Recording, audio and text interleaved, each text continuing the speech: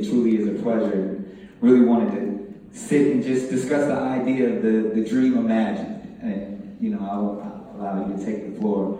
But ultimately, knowing that today is a very powerful day, and at 3 o'clock, the things that we want to do is shock the nation and shock the world with, our energy. But ultimately, just to have a little background based off of why we're here today, not just for our commission, but just as a people.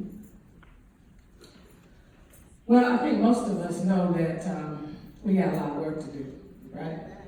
A whole lot of work to do. When my father gave his I Have a Dream speech, he delivered it, he really was speaking to the reality and the truth of America that we had not been dealing with.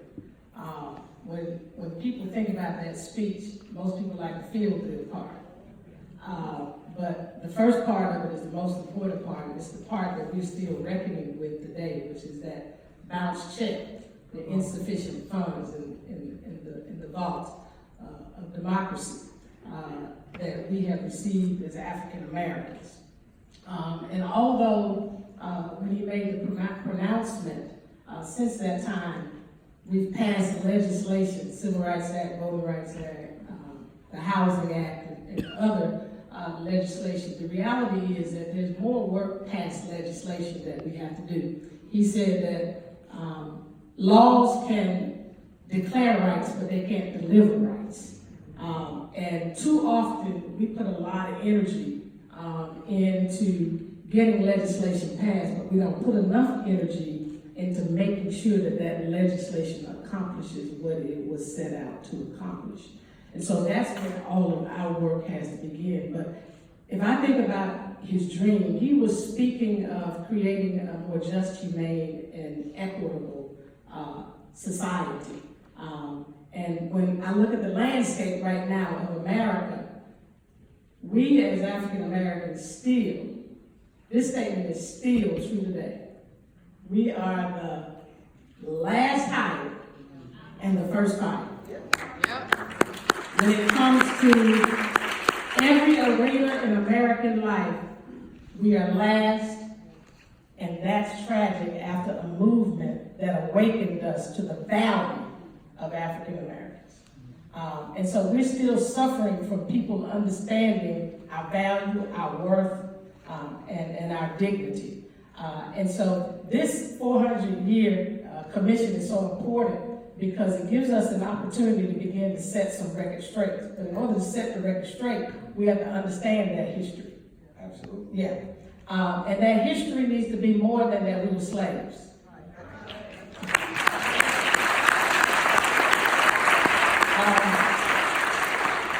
We were inventors. Everything that we're taking advantage of today, we as a people invented the first thing. Right. I want you to think about that, especially young people here.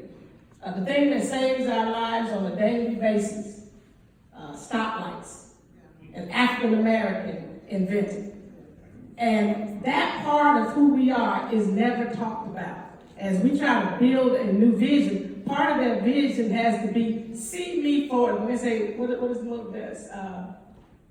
When they see us, we need to make sure that they understand that we are kings, we are queens, we are inventors, we are business people. And no offense to your arena, but there's more to blacks than entertainment and athletics. And so when Daddy was speaking, he was really speaking of, see that part of the content of who we are as a people. Don't ignore our color though. Okay, so let me clarify something. In my father's speech, so many people take the part that he spoke about us as his children out of context and say that Dr. King was for a colorblind America. My cousin often says that if you're colorblind, you may need some eye correction. You need some glasses or something. Because I want you to see my color. What I don't want you to do is to use that as a barrier, as a hindrance, or as a determination and a factor of judgment for my value and worth. And so this time period, I believe this 400 years is, I call it redemption time. I've seen things happening this year that is elevating our community. And as the year ends and we keep moving for the next 2 or 3 years, some things are beginning to happen in the atmosphere for our people like never before. And we have to be responsible stewards during this time. And part of that stewardship is to steward our emotions.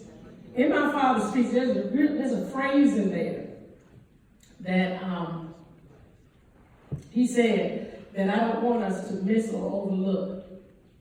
He said, we must forever conduct our struggle on the high plane of dignity and discipline. And we can't fall prey to hatred and bitterness. No matter how many buttons are pushed today that evoke some of our past, we have to manage our emotions during this time period, because we can squander what's happening right now in terms of opening the eyes of America to the truth of the African American community. And I really want young people to understand that. Don't let what's happening get you so angry that you become bitter, because when you become bitter, you can't be effective.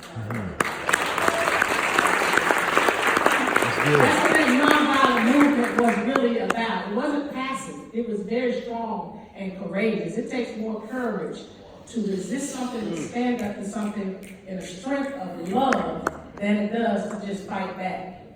That's easy. That's animal instinct in us. Just be real. Somebody, if he gets ready to hit me, that's an easy thing. It takes more strength for me to stand up to him and look him dead in his eyes and expose to him the foolishness and the evilness of what he just did to me. That's right. It takes more courage and strength. And so we've got to make sure during this time, as we manage our emotions, that we are educated. This is a time that we have to educate masses of people, our people, all people. Because all people need to understand who we are as African Americans and the contributions that we've made to this society. America would not be where it is today if it were not for the contributions of African Americans.